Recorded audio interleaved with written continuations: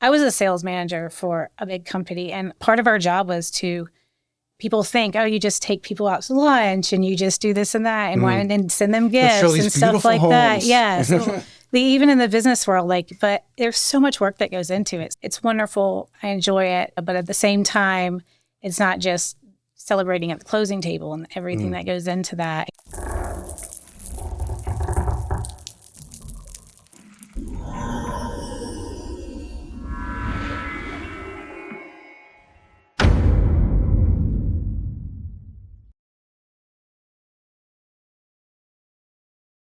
Hey, welcome back to the Real Estate Excellence Podcast. Today I have that agent I think many of you can relate to. She has worked hard these past few years alongside another successful agent learning the business. She's put nearly 15 years in corporate America with companies like Pepsi and Marriott.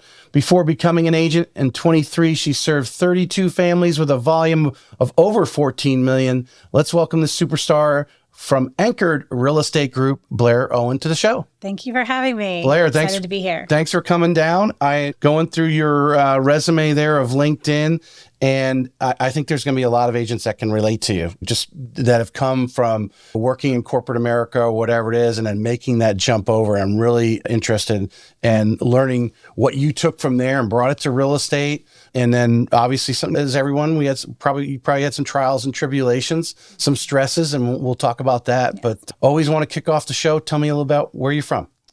So I am born and raised in Hilton Head, South Carolina, and spent the first 16 years of my life there. And it was wonderful, and just being in that environment. And then my parents decided to go on the mission field when I was 16, and we went over to East Asia and to Indonesia. Interesting. And I finished my last 2 years of high school over there. So it was quite a culture shock but wonderful experience that I wouldn't trade for anything. Yeah, well, Hilton Head to Indonesia. Yeah, yes. That would be quite a difference. Yeah, I can imagine just we go to Hilton Head today, but it's not Hilton Head from 20 years ago. Hilton Head 20 years ago was probably like when I went to Cape Cod. Yes. When I was in the late 70s, and Cape Cod wasn't the big resort, although it's never become the resort. Hilton Head's protected like Cape Cod is. They don't have the huge hotels all along the beach like, say, Daytona or something like that. Lots of zoning laws. Lots of zoning laws. Yeah. Things have to be, you can't find anything because the signs are behind trees, right? You definitely need GPS. But tell us just a little bit about what you learned about being over there, especially as a young person, but the culture. I mean, just the experience. No, it's been such a while, and I've still kept in contact with people over there. But it really was. I went to an international school with students that were both had parents in the mission field, or they were pilots, or also international business. So it was great getting to know a lot of them. The students, a lot of them had been there for years. So that was really nice too, that they'd take me under their wing and go camping or hiking in waterfalls, or, spearing lobsters. It was just really neat. Wow, yeah. Also, malaria was real then and still is. So, you're taking your medicine and making sure, and you see a mosquito and you're like, ah.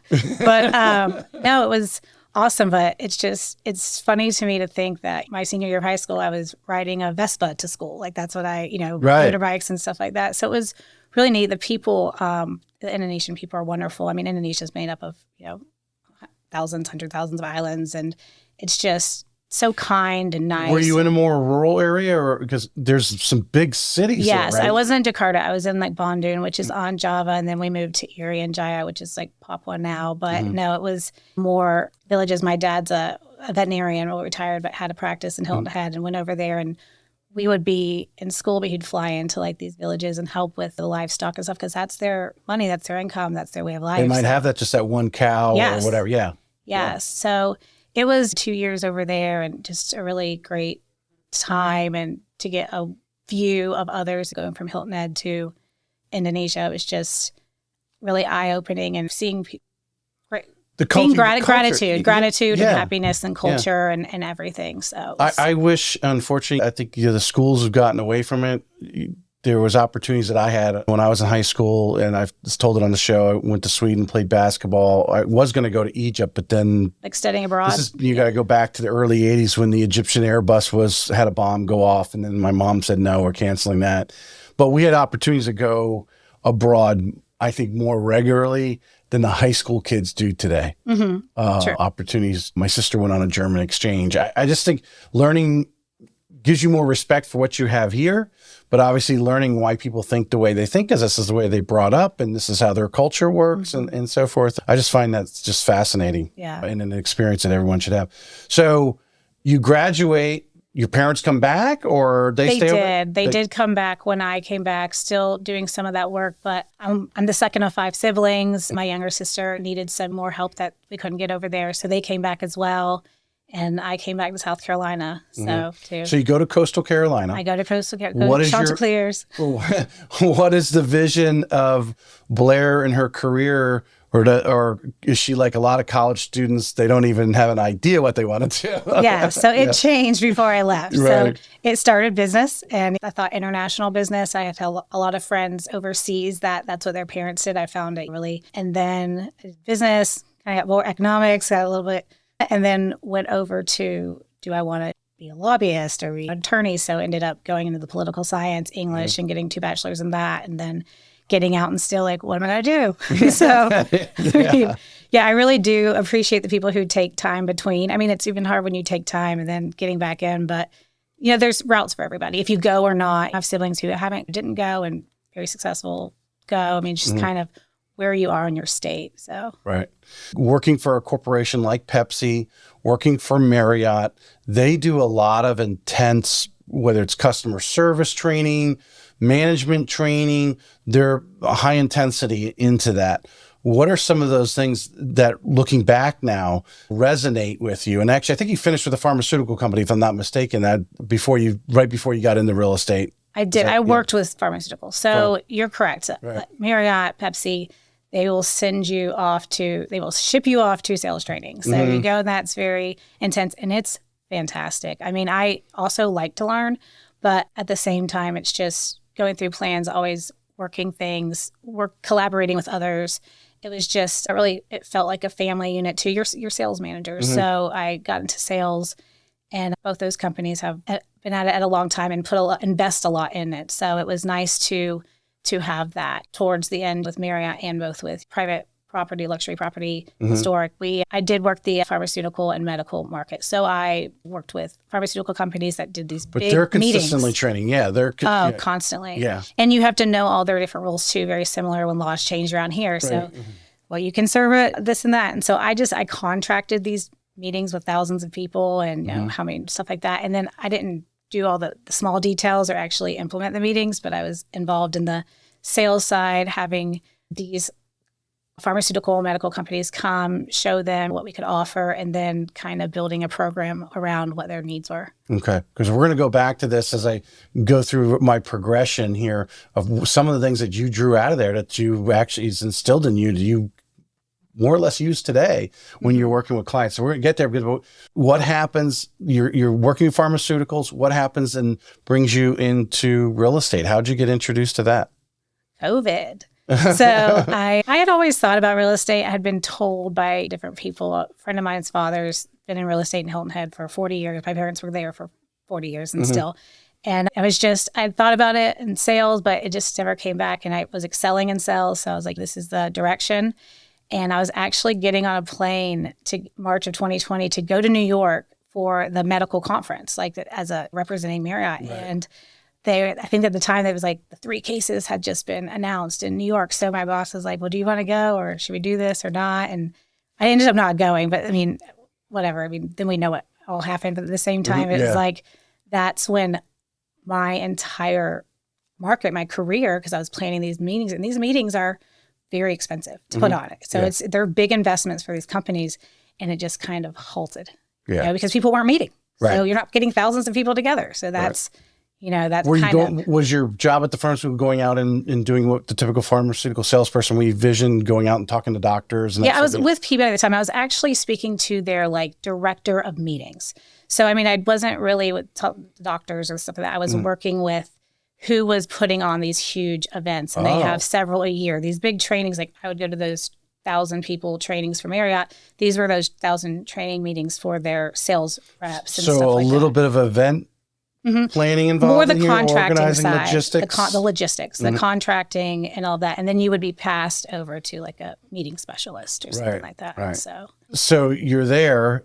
They start laying people off, or what happens that you go, hey, I got to change ships here? we were fortunate in ours. So first, we were very busy moving these meetings because a lot of investments are involved of move it to another year, another month. We don't know how long this pandemic's going to be, how long people aren't going to be meeting. And this is very early on. So we were with that. And then hotel business starts going down and it's everything. So the company I was with at the time, I wasn't with Marriott. I was with a private hotel, a luxury property. And the family was fantastic who owns the property. So they did keep our management, but we shifted. We had to adapt. So all of a sudden I was doing reservations and I went for other things because that's on the phone. I was a barista for the people that was there, like working the coffee shops, learning how to work a very fancy espresso machine, all sorts of things. So they really wanted to keep us. They understood. They wanted to keep the best people. They wanted to keep us. They really, and we had, I'm a sole income provider. So it was just one of those things that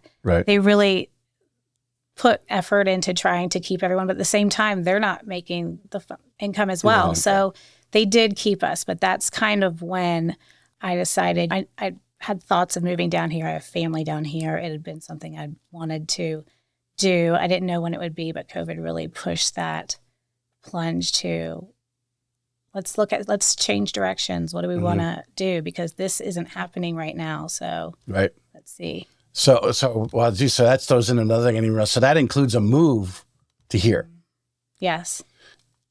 So it's back to the original question. What happens? So you had some dreams of real estate, possibility, friend of your father's talking to you real estate. What actually gets you make that jump now and move to Jacksonville at the same time? Yeah. So my sister and her family, her husband and 2 kids lived here, and I'm very close to them and close to my niece and nephew.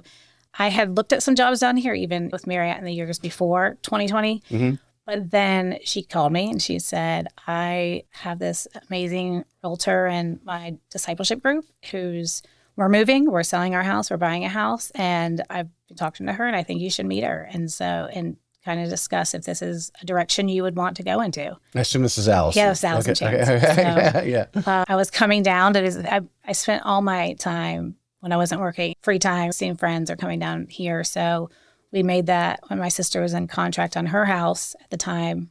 It was September 2020. I got to meet with Allison and we just kind of discussed things. And I hadn't gone to real estate school or anything before. So I was just thinking about it, praying about it, wanted to see the direction. So this is really interesting from this standpoint, because one of the topics I like to talk about a lot is how does someone transition into or just get introduced to real estate? Because I don't think a lot, although I've met some people that went and got their real estate license while they were in college, but 18, 19 years old, got their license. But most, their real estate is not like something I'm 15, 16 years old. They want to be fighter pilots and firemen. No, no one's going, hey, I want to be a real estate agent. That's just like not the thing that they put up there.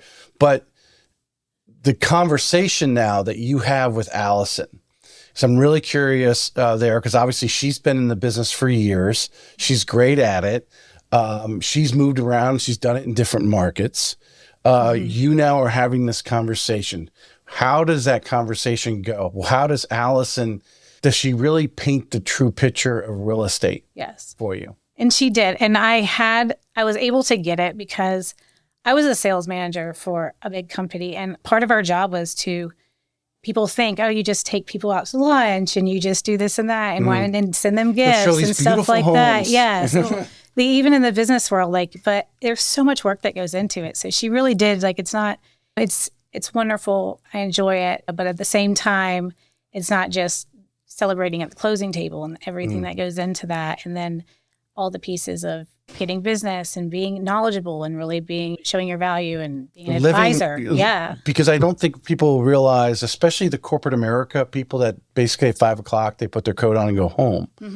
They don't realize that real estate agents and mortgage loan officers as well, I say this often, we live what we do. If someone calls us at 3 o'clock in the afternoon or 7 o'clock on a Saturday evening, we've got to pick up the phone. We don't push it off because they're going to call somebody else. True. And I'd always been that person too. And in the sales side just because I was in sales, not in operations. So when I leave the building, it's not over. I'm dealing with trying to bring in sales, having goals, having people contract with us. So it was, I've always like had that accessibility to say with my clients. So that transition was easy because you became part of your business and it's part of your lifestyle and it's 24/7. So how important was it, do you think, just reflecting back on September of 2020, right? Is what we're talking about right now. The fact that your sister introduced you to what we know today as Allison Chance, who is a top producer. She's successful. To have her as a partner, mentor, whatever you want to getting you kicked off. Because obviously you started a relationship with her at that point and she helped you through. Because as I said pre-show, I like to reach out to the new agents that are out there. Some of them may be in licensing right now or taking the licensing course right now and so forth. They don't have a broker. How important it is to reach out to an agent today, to reach out to an Allison Chance or the many other greats that obviously been on the show and so forth. How important, how it's changed, how you think it's changed your trajectory and your learning curve really to get where you're at today. Yeah. I mean, it's very important. I mean, at the same time, you need to understand I was going from, I've never been a full commission job in my life, sole income. So it was making sure it was the right decision for her, really understanding what goes into it, the beginning hustle, understanding that you're not going to go out there your first month, 2 months, whenever, and be able to produce, or I mean, you just hustle and really taking it as it comes and learning a new market, like learning Jacksonville, learning real estate, going to real estate school, going to learning the Jacksonville and surrounding areas market. I mean, everything was a change. It was a 100% shift in direction, but just her believing in me, encouraging me, taking the time to really consider it, put it all on paper and look at it like it's a service industry as well. You're providing a service and you really have to come to it that way, but get to the point where you're advising and helping others and really bringing benefit and value to them. Well, I think a lot of non-people in the industry downplay the fact that you are your own business. You are wearing Anchored Real Estate Group's jersey, but in reality, you're self-employed. An LLC. You're all out. Yeah, you're calculating that. You're having to pay for your own insurance. There's no HR department. You're that too, right? You take care of all those things, and they kind of downplay that part of it. Even for a single agent, or obviously if you grow into a team and you're managing people, now you're managing a bunch of self-employed people because there's no one other than maybe a transaction coordinator or assistant or something that might have a salary, right? I think that's downplayed a lot. So what are some of the things do you think, looking back, because I think we know 80% of the agents never renew, right? License is good for 2 years. You got to take your CE credits and renew. Most of them don't make that. 80% gone. We know the stat came out. It was posted on social media. I think NAR put it out there. 49% of the agents didn't sell a home or sold one home or less last year, right? 49% of and I don't know, was there 11, 12,000 agents just in the Jacksonville area? Yeah, I'm not sure today. That's whatever it's up. It's in the 10,000 plus or whatever. It might be. Yeah, a lot of people have rolled out because of market conditions, but where you've become successful. Tell us a few of those tips that resonated with you that Allison gave you early on that is kind of a foundation in your business today. Okay. So initially, I took school like online COVID. I mean, did it while I was still up in the Memphis area and came down here, did a state exam and stuff, but really hit the ground running as far as writing with her. So first I was just like, I wanted to shadow for a couple of weeks. In my sales with both the two big corporate companies I'd worked with, that was big and highlighted there too. So what do you do on a daily activity? Like being in the car, being with clients, all those things. And it was nice to have someone really take you in to do that. So to really see how it is. So that, I mean, not a day or two, but I mean like 2 weeks, 3 weeks right around. Also just learning the area, taking that extra time, as well as I started off with working with renters and I have a lot of success with that. Still work with them on the buying and selling side now, which has just come full circle. But, learning the market and just giving yourself grace in the beginning as well. You're not going to know everything, but you can find out, and being authentic, being humble, but being a hustler, and then having that background of knowing that In sales, it's really, a lot of it is determination and perseverance, but at the same time, knowing your market and knowing your stuff. I mean, how many times did you want to, I think everyone goes through, is like, am I doing the right thing? Should I get out of it? Of course. Yeah. Of course. And then more like, but I've always like worked and I've had that work ethic. So it was like, if this doesn't, I knew I trusted the people that I was with. I had great coach, mentor people to look at. But at the same time, if the bills aren't getting paid, I can pick something up. I have this background, but I also I'm got no problem jumping behind something and doing it, or if I had to pick something else up. So I was like, I'm going to make it, like, if whatever it is, hopefully it's in real estate. We'll see how this is. I've been blessed and I truly enjoy it, and just seeing how it transpires. But yeah.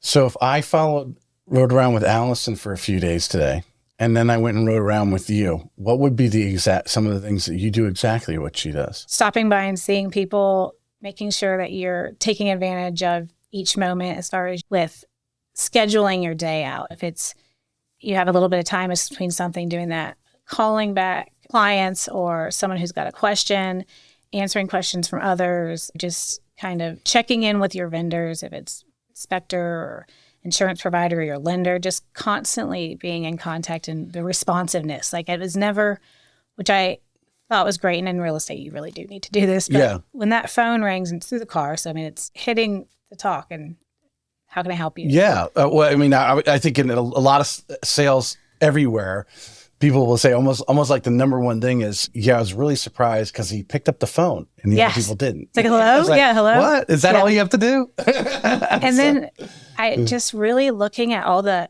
resources we have here. If it's a class at Landmark, if it's a class wherever it is, or contract class, there's one going on that starts at 11 today. It's just looking at them the week before, month before, and putting them in those slots. Sometimes you're not going to be able to do everything, but just staying up in education and just really filling your day, because we do manage ourselves. So having that discipline. So we can go back, and the word is relationships. And I like that, because I'm reading through it, because it seems Allison understood. I don't know how many years at that point. She's been doing over a decade, right? I forget when she originally started, but it's all about relationships and taking that time. Like you're saying, in the course of the day, like, you're going to leave here, and whatever your next appointment is, maybe you have 30 minutes, or there's a 30-minute drive to wherever you're going. You're getting on the phone and making a couple calls and touching a couple people, whether it's a past client and wishing them happy birthday or whatever it is. You're utilizing every minute of the day so that you can check out, hopefully, at 4 or 5 o'clock if you don't have a showing or something in the evening or something like that, because you used every minute of the day. You feel you've got stuff accomplished. Because I think the one place where a lot of agents fall short, and I can say this because I've talked to so many in this atmosphere here in digging details, the top ones will tell you, there's a EXP group, they talk about how many conversations you have today. DJ and Lindsay group, they're known for the successful volume that they've had.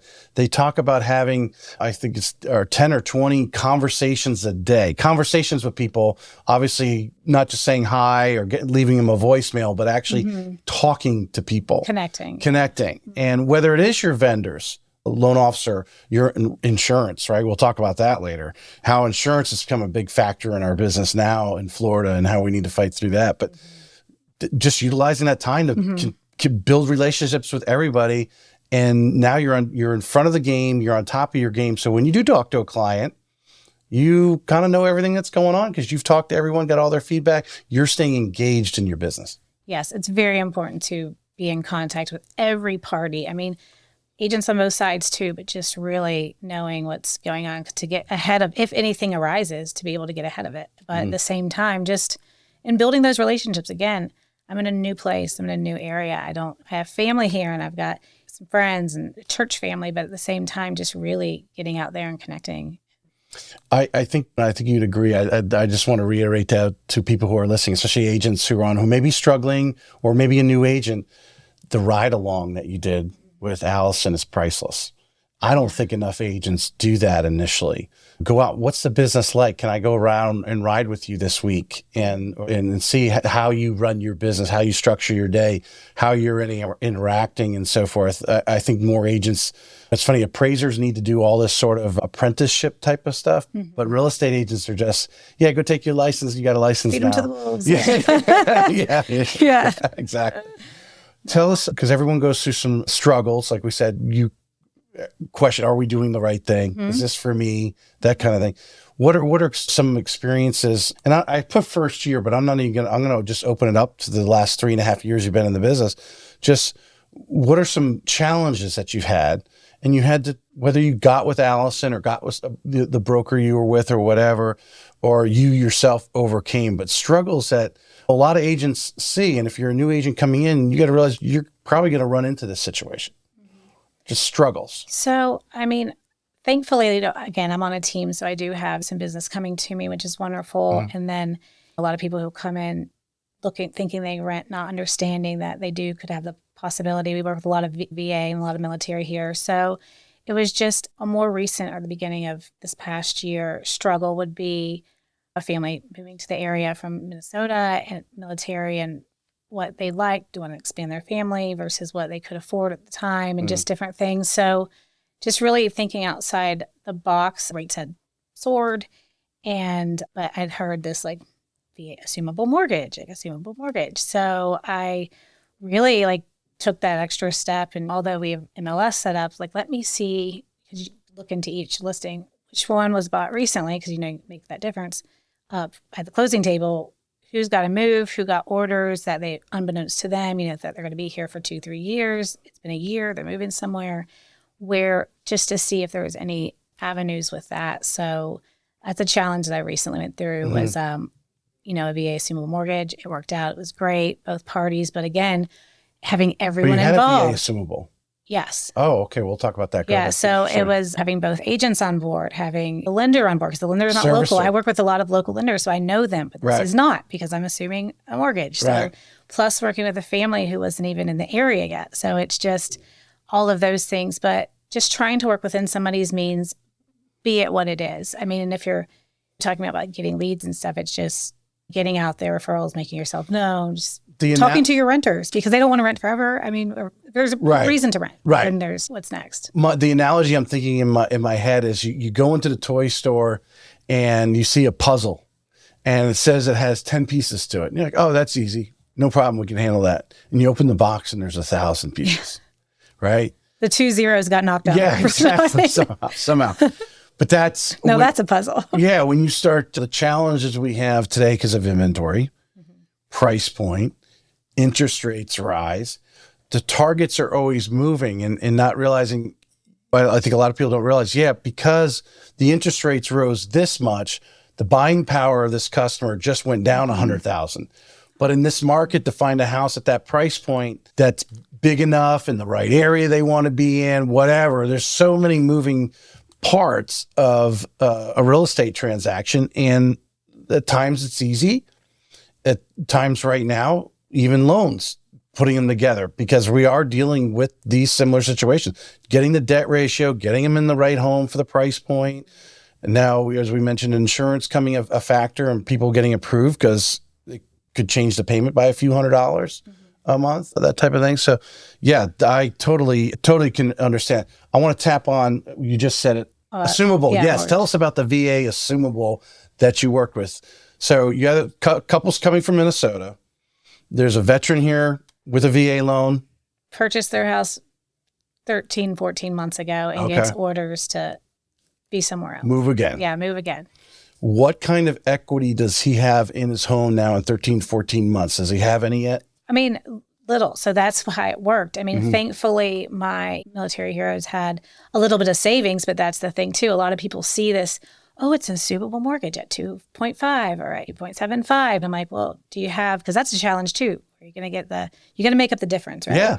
So if you have someone who has that, you let me know. So we'll talk about that later. But no, I don't have that. So I'm like, it's very attractive, obviously, with rates at this time, 6.5, 7, whatever. But they had the funds. They had very little. They owed a lot left on the phone. There's a lot of left on the mortgage balance. So in this case, it did work, did have the difference. But just really explaining to the parties, you have to have the time because it's not a 30-day close, not the one that I experienced.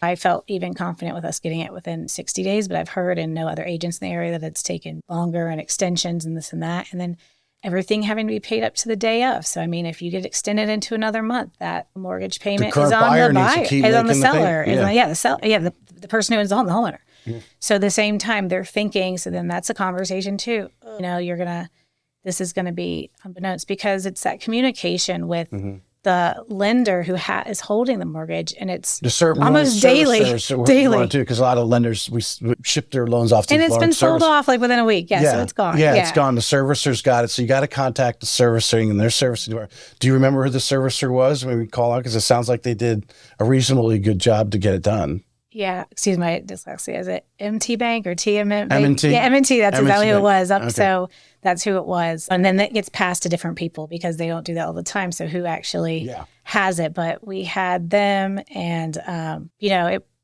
we worked it out and just working. We're definitely in the VA assumables because it's a white elephant. Because if they have a lot of equity, someone's got to make up the difference.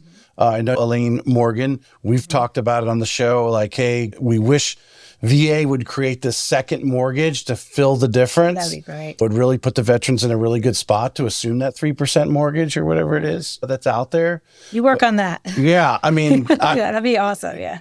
It is. It's a challenge, but. And so there's, again, moving pieces, but you got it done. And that's a first story. I imagine it's going on, but it is rare. It is rare because the equity of the homes have gone up. Even in 13, 14 months, they've gone up in areas more so than the typical person has for a down payment. And I even spoke to someone about it last night working another deal, but it is still out there. I mean, finding it, but then again, these rates that were that low. I mean, the rate that we moved over this year was 2.5. Which is fantastic, but it's got to be the right situation. I mean, how much equity is left? What's the difference? All of those things. Do they have it? A lot of the times, our military heroes aren't sitting on that. But I mean, a family or anything. But it's just, when it's a success story, it's great. What I also like is when people bring it to me or other agents ask me or clients. I'm like, I've done it. So I experienced it. Yeah. But it's, long-term goal. It's what's the end result? 2 or 3 important points. One, how long it's going to take. Because you're at the whim of that servicer to process that and approve it and so forth. What else did you learn from that experience that you share with others because you have experienced it?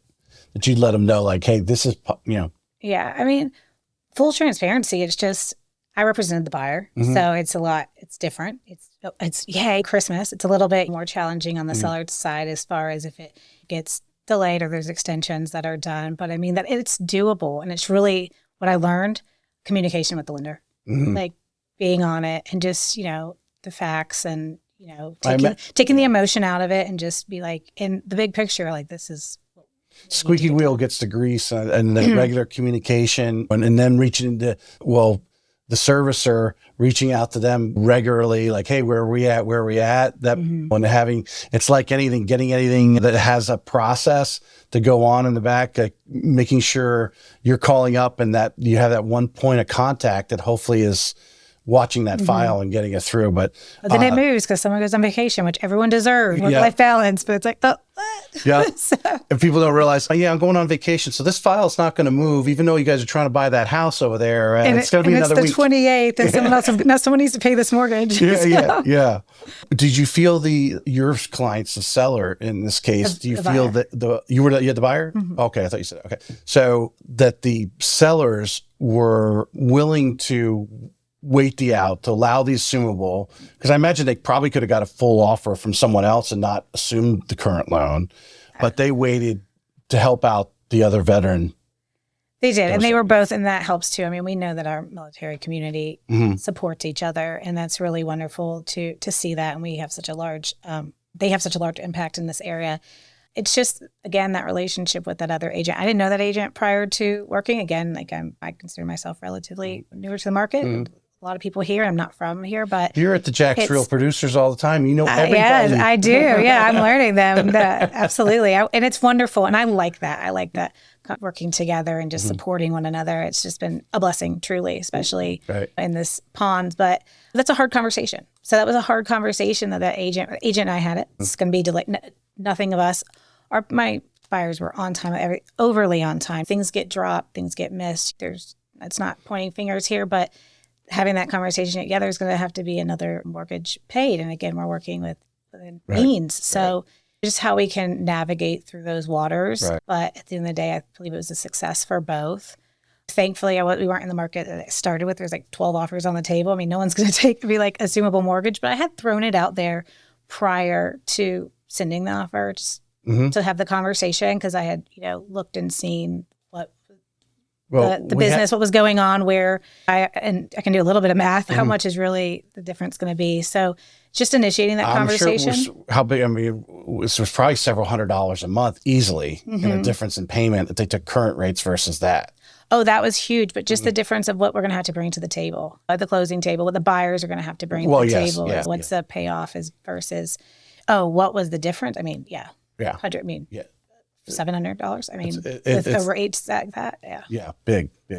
A great story. You had a great 23. I assume, was 23 better than 22? 23 was better than 22. Okay. Yes. So you've gradually gotten over time. Tell us some of the things that where your business is at. I think anyone who's good at what they do are constantly tweaking it. What can I do better? Looking back at 23. But what do you think? You started in the fall of 20.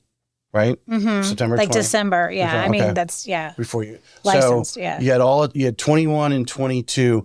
What do you think if you look back and say, what is the things that you learned in being with Allison and things you started doing that really helped you where a lot of people had problems in 23? I think a lot of the top people had great 23s, but I think it just separated the difference between the not so great and the great. What do you think are some practices that you're doing today that basically learn those first 24 months to make the next 12 months, which was 2023, so great? What were some of the things that you put together? Starting and not having like a book of business. So, working with people for the first time, working with, people who are looking to rent and end up buying. And then now I've done several transactions with them, 3 with someone, or someone moves here, working with them and their family. Their parents move from California and their brother moves from California, and then they want to expand and have a larger home. So that representing both the buyer and seller side on that, but working with people who aren't sure where they're going to be, but just taking anything like in the beginning. So like and still like really having that conversation with the person. I can't believe you turned down business. No, yeah. There's probably been some clients you wish you turned down. No, but just like seeing if you can help them, because not only that, you have to be the right fit as well. So I mean, and I, the learning experience, but to continue to succeed. I mean, I feel blessed. I feel like we have a great core of clients as well as work with the military and then working with investors. I'll break this down a little bit, help you out. There's things that you're doing. You may not even realize you're doing, because whether Allison just said, this is how we do it and you just do it, but there must have been a tipping point where all of a sudden, your phone's ringing more. I'll break it down from this one. In 23, where were your clients coming from? Were they coming from lead buys, or are they coming from referrals?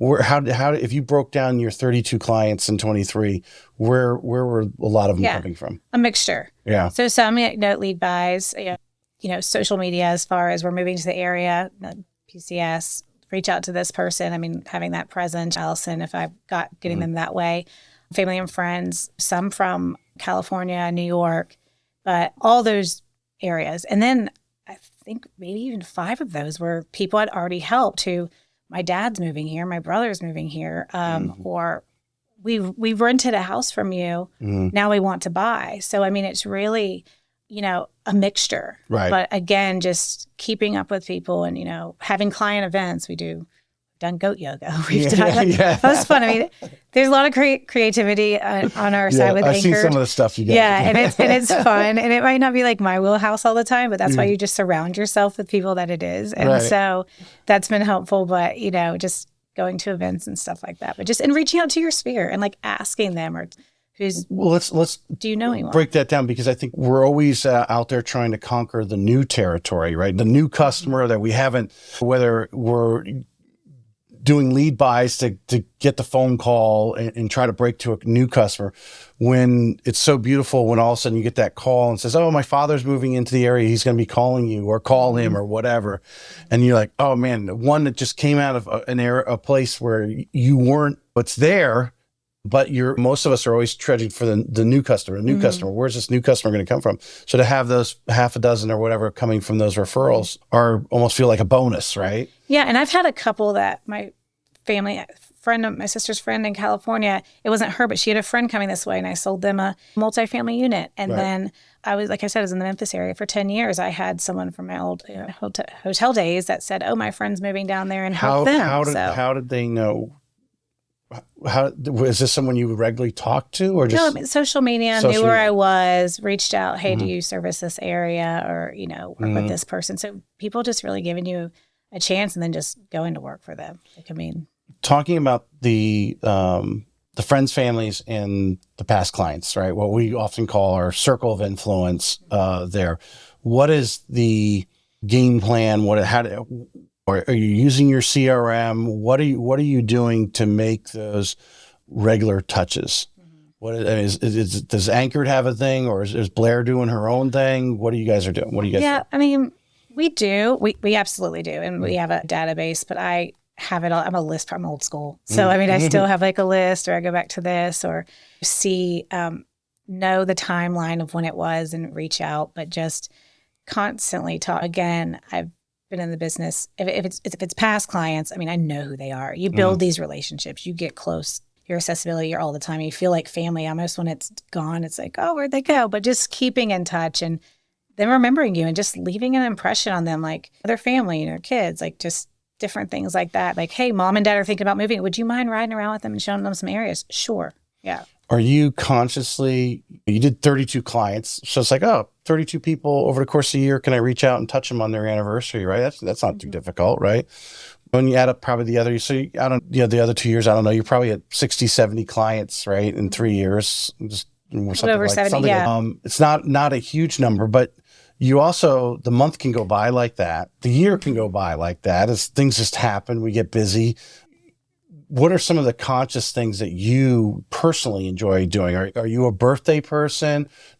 You said the events are kind of a little bit out of your area, but your comfort zone. I don't plan them, but yeah. What is your work with someone who knows what they're doing? Yeah. Just to have a regular touch of those past clients, say, hey, how you doing? Oh, by the way, do you know anyone? Remind them that you're in the business. Obviously, social media, but is there another way you like to touch them? Don't be afraid to ask for a referral. Don't be. The experience is everything. Review, a referral.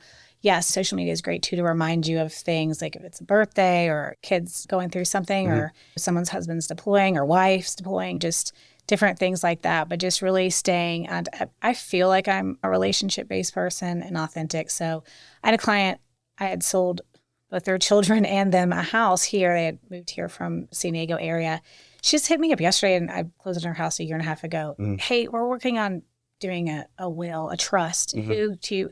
And you don't know, if I don't have the answer, I reach out to people that I know that will know. Yeah, and so I'm like, 1 second. So being responsible, 1 second, then doing that. And then like, hey, and by the way, let's get together. So I've been over to her house just to see the changes that they've done. I love when people make a renovation or change out my kitchen, just staying in touch and caring. The difference of it's not over when you celebrate at the closing table versus this is a invested relationship. I truly believe in you're a family realtor. I've experienced that, and I enjoy it. Yeah, it's there's nothing like it. But just, I mean, even if it's been a while, like also with our military, we know that a lot of times they're going to move 2-3 years out. Continuing to touch them. But hey, are you going to think about keeping your property as a rental investment? Do you have orders somewhere else, or are you looking to sell? Like just those things too. Well, Allison, obviously, her husband's active duty. You obviously being mentored under her, so you learned that part of that, and they, like I said, that the military, those guys might be out on a ship, but they're checking the internet, they're looking at homes, they're interacting with you, and who do they get to talk to? There's other guys and gals that are on the ship, right? And they're interchanging. They're all going to the same port and so forth. Did that kind of accelerate? Like, oh, hold on, I can do this not with the civilians as well. You know what I'm saying? Yeah, absolutely. Because I think a lot of us, and I'm probably partly to blame. It is a relationship business, but you're like, do they like me? Am I bothering them by calling them? But by taking the position, like you said, being the resource person, you kind of take charge of that and like, hey, I'm here for you. How you guys doing? Anything you need? Making those kind of phone calls. Yeah, because a lot of these people are moving for the first time. Do you need a doctor? Do you need a trust? Different things like that. But no, it's just being there all around person that they know that they can call and that's helpful and cares about them. You know, I mean, if it's real estate, if it's corporate America, you're not bothering. People buy and work with people that they like, they trust, that they want to, knows genuinely is invested in them. So I just feel that getting over that is a hurdle for me in the beginning. Am I bothering this person? Am I car salesing this person? This, that, and this? And I'm like, well, if people keep reaching out to me, I mean, you can see both sides of it, but it's like, why am I doing this? The why, what's the value? And is it getting across? And I mean, I think it's push yourself. So if it's a new agent, It's tough from the standpoint because I think, I don't want to be salesy, but you're not actually selling them something. You're actually just being a friend. Yeah. And realize the person on the other end is, they're new here, and they call them out and say, hey, I'm going to the seafood festival in St. Augustine this weekend. Just want to let you know, I know you guys, enjoy clam chowder or whatever. And I'm going to be down there. Maybe we'll run into you guys. You should come down. We're going to be there absolutely. Saturday afternoon. Yeah. I mean, I had sold this family a house, and their parents still live in like Palo Alto in California, but sold them a place here just to visit their grandkids. They come a couple times a year. We always meet, if it's, Caps on the Water or down at Barbara Jean's or something. When they're here, they're here for like 2 weeks, but we take that time. When just still talking to people, I have that time. So, hey, let's go do something. But just really, besides just I'm, doing your real estate transaction, I'm, your friend. And I'm also meeting people here. So I'm meeting my friends in this environment. Right. I was, George Guerrero, we were talking about pre-show. He was at RE Bar Camp. He started the business in 2006 or 7. Obviously things are collapsing, but video was his thing. And he believes that, and if you listen to the podcast, he believes that the future real estate agent is going to be that talk show host / newscaster in front of the video and type of thing. And just listening to what you're saying, I'm relating it to him in showing that you're out and about. You're having friends. Hey, I'm at this event, because the one thing beautiful about our area, whether it's all the way up to Amelia Island, down to St. Augustine, or if you want to go all the way down to Daytona, there's always something going on. Yeah. There's some sort of festival or something. That Chowder Festival in St. Augustine was wonderful 2 weekends ago, by the way. I saw that. It was great. I was there. It was windy. It was great. Yeah, I didn't post it, but yeah, it was awesome. Well, I'll have to go. I think I went years ago and I saw that, and I forget what was going on. I was thinking, should I get my dad? Because we're from, obviously, I pretty much grew up on Cape Cod and clam chowder and stuff. Oh, yeah, that's your wheelhouse. I was like, I love a bowl of chowder. It's good. Yeah. It's cold, so it's good. Yes, it was cold that weekend. How important is it you were fortunate enough, and maybe you may not even realize how fortunate enough you are. I think you do, but the realization, because sometimes we're around people and we don't even realize who we're around. I was talking about a lot of the RE Bar Camp people that were coming from outside, and also I started talking to these people. I'm like, oh my God, these people are so involved in the business, and these are people I want to keep on my speed dial. And told them, hey, I want to do follow-ups with you periodically to what's going on in your area and new tips, whether it's video or about insurance or whatever, that kind of thing. But how important is it? You matched up with Allison early, successful agent. You guys are good friends, but you've expanded that circle. How important is it to surround yourself with others that have the drive and are adding to you? Hey, there's something new. We've evaluated. This works. I've had success with it, and you're stealing from it. And how important is it to surround yourself with people like this in the business? Very. Yeah. I mean, who you surround yourself with, how you learn, how you grow. It's just the mindset too of like, we're all working together. There's business out there. It's back from other days of, we always did that too, collaborated with being in corporate America. So not all are, but it's nice to do. That's one of my bigger goals this year in the beginning. It's like sink or swim. And I had a great team around me with Allison too. And just the support that I had, I was able to overcome that. But then now getting to know them, like the names, or I love when I see a listing I'm going to show property and I know that agent or even her name. But again, 3 years ago, I knew no one. So I'm still learning that, or going to these events and really like getting out. Sometimes you got a lot going on in your mind. You have this 1 hour to do something, but being intentful and present and making it known. But if it's in a private message or a call or meeting in person, I do speak with agents or other partners and stuff that can help me and to grow and vice versa, or bounce an idea off. I mean, just with assumable mortgage, I spoke to someone who was going through it as well. So we could kind of, discuss that, or if it's, if it's needing a roof that still has 6 years life on it, no one will insure it. The roof is 13 years, but it's supposed to be 25. I mean, just all those things. But it's just what roofer will wait till closing and get it out of the proceeds? That's what I'm doing right now. Yeah, it's sitting right there. Right. Addendum signed this morning. So I mean, it's very important and beneficial, and just like knowing why you're in it and what you're doing, and just being authentic and having the right heart with it. I mean, I enjoy being social, but at the same time, just really with intent. So the importance of the lifestyle of being a real estate agent is going to some of these events to meet the other top agents, trade what's going on in their area, what experience you have, because it's not. And I could use this analogy. When I was at Quicken and started we were a volume base, and then when 9 and 10, when the rates had gone down and we're refinancing and we're doing 30, 40 deals a month, versus now a good loan officer on the street, if they're doing 2 or 3, they're great, right? There's some obviously much greater, but 2 or 3 you're doing, but you aren't experiencing all the different situations, like in our world, all the different credit reports, right?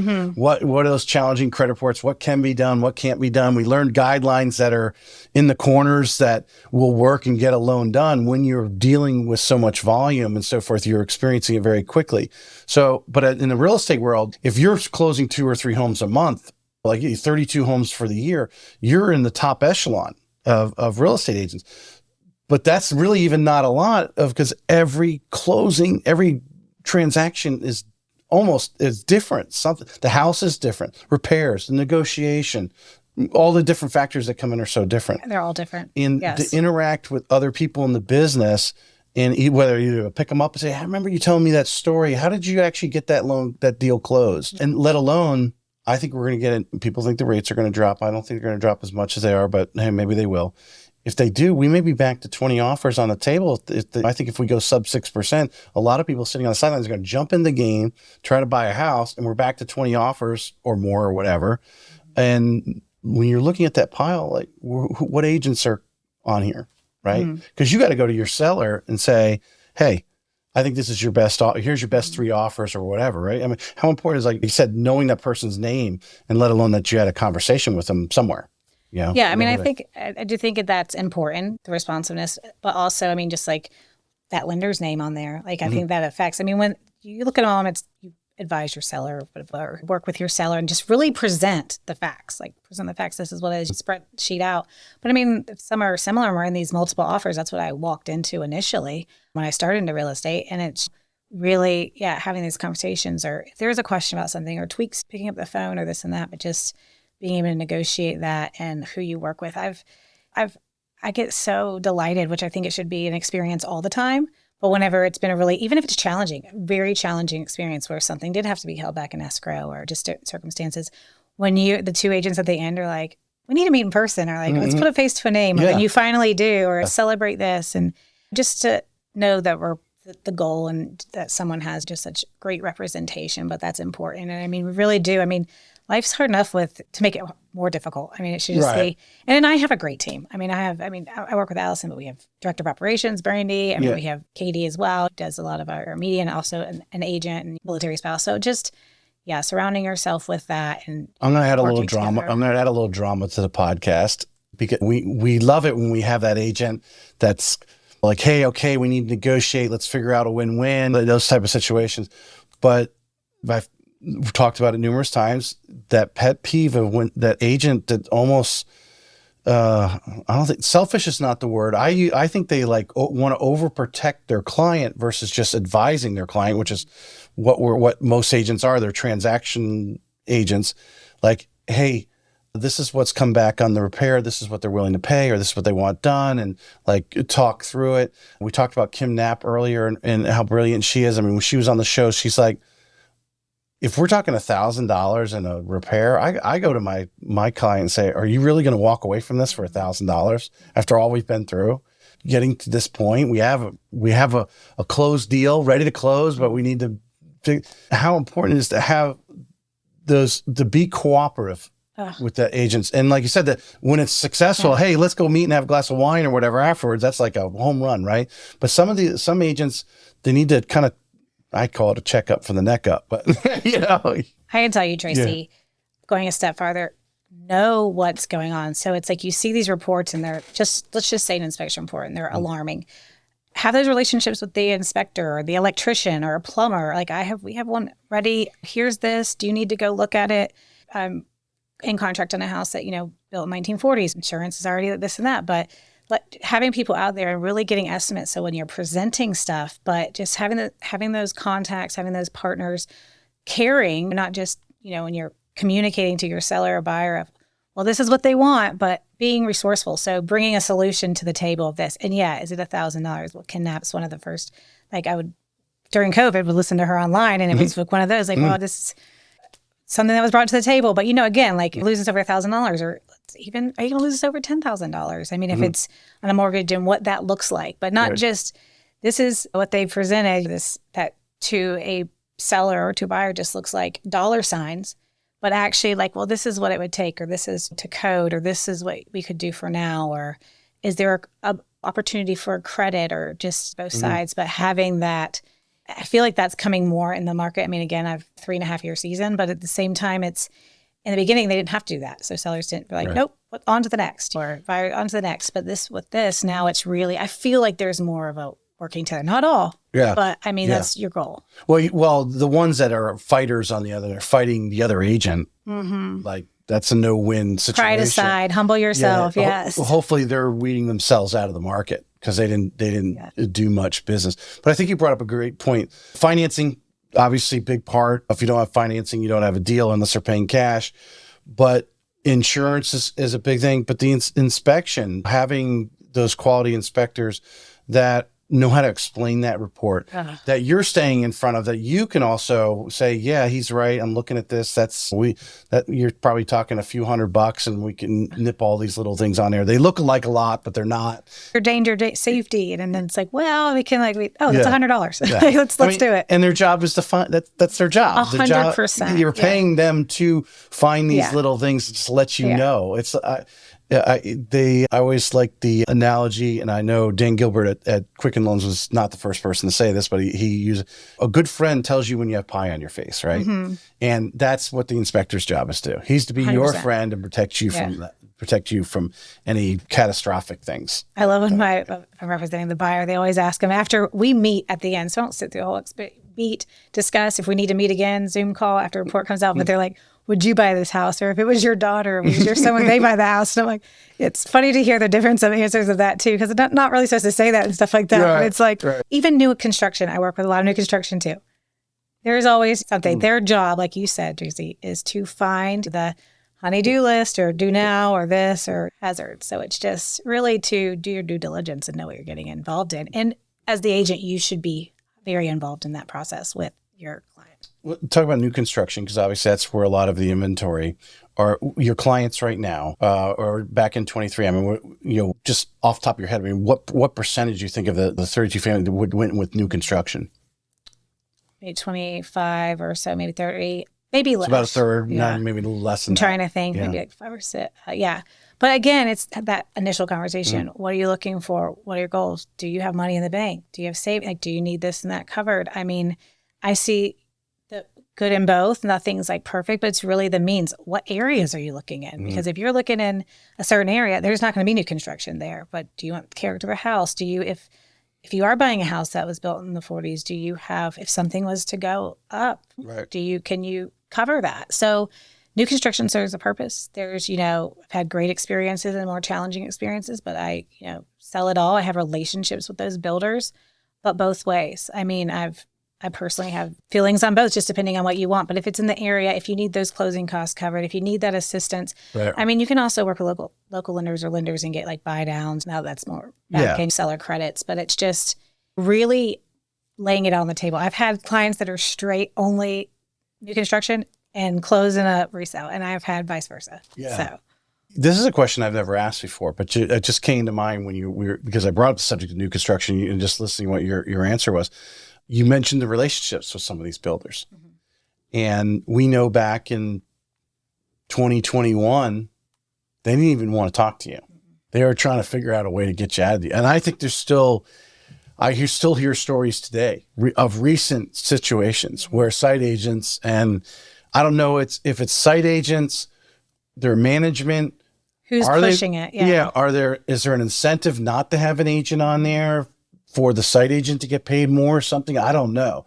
Be the behind the scenes. I'd love to have the builder come in here, or maybe someone work it and then really tell us the skinny of what's the discussions mm-hmm. that are going on in the sales room.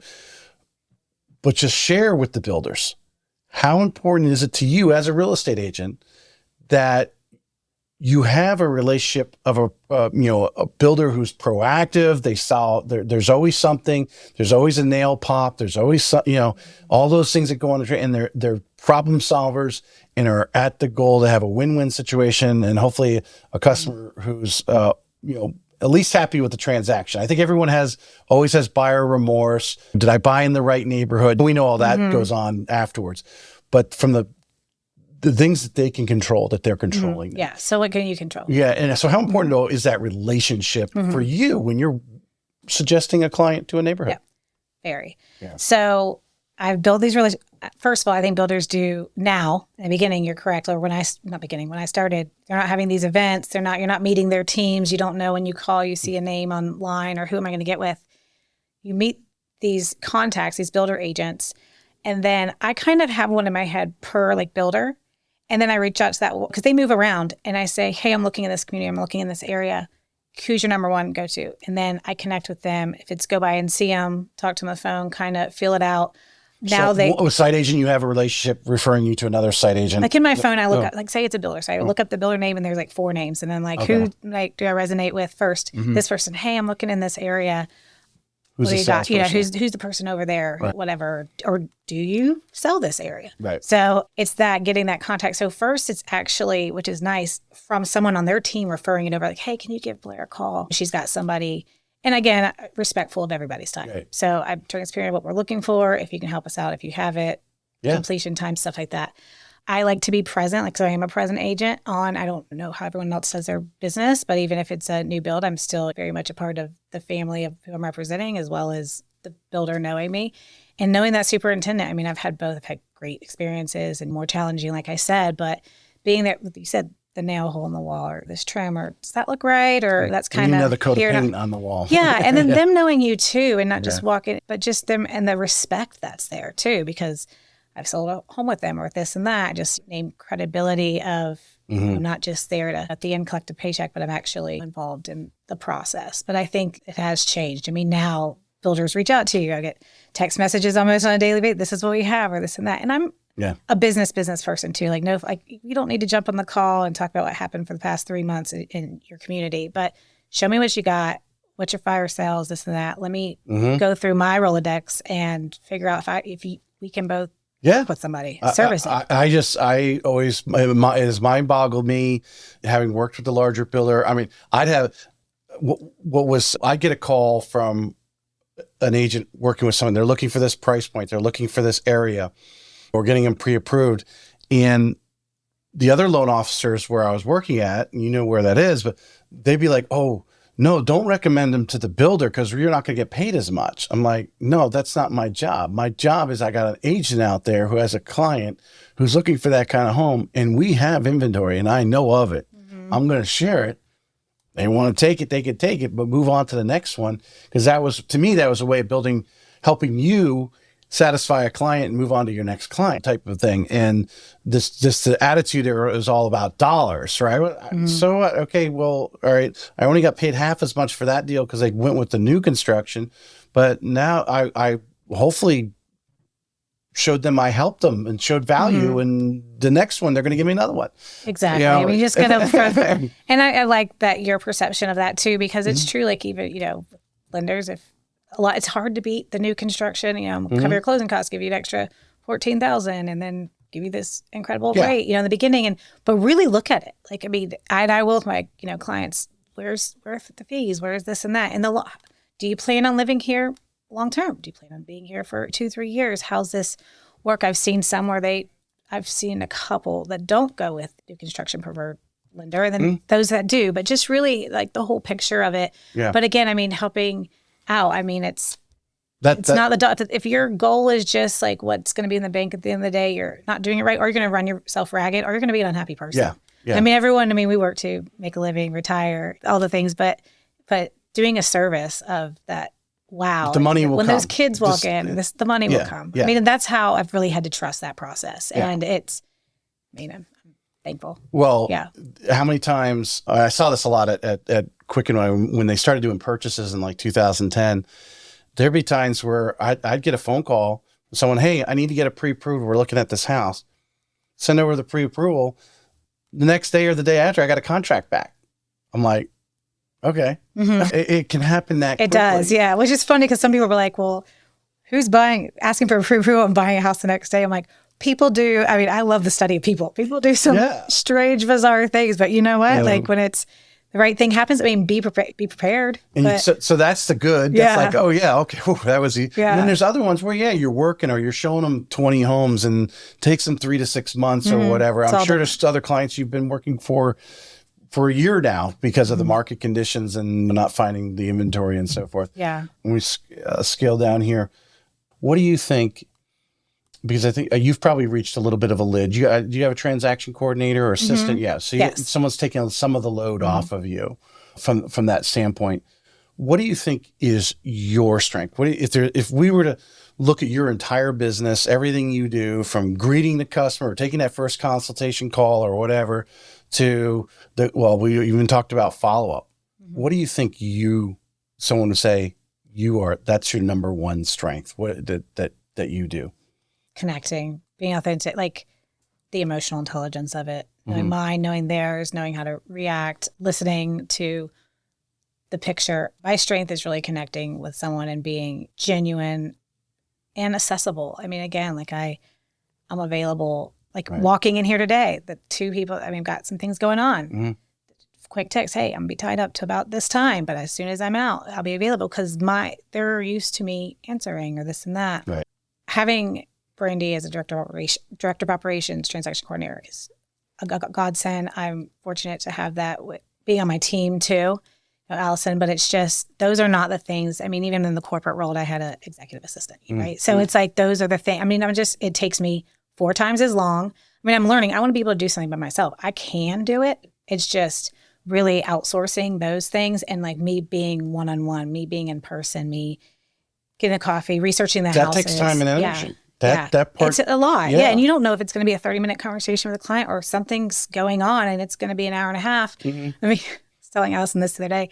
I went to go see my nephew play soccer and I opened up the trunk and my for sale sign is sitting there and home is out in Middleburg. And I was just like, oh my goodness, I'm in Mayport at this point. And I'm like, oh no. I had been there, done everything, I was there. I was there for 2 hours, like talking, all this stuff. Yeah. And I looked at it and I was like, you gotta be kidding me. I went back. I mean, it is what it is. It makes you you have to have a sense of humor. You have to give yourself grace. But I was like, I thought I'd be there for an hour. I was there for 2.5 hours, got into chit chat and left. I mean, that's a big deal. It's an hour one way. So I just got to podcast you, Tracy. So it was great.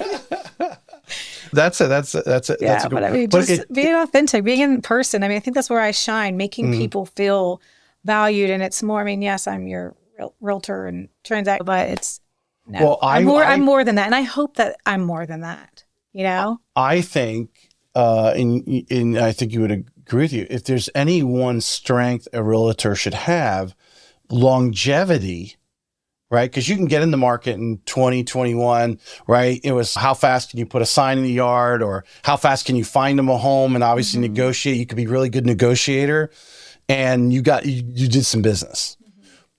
But really to be in the business long term and constantly be adding to your advocates, your past clients, and the friends, of course, you're building that circle over a long time. You really have to have the strength that you're talking about.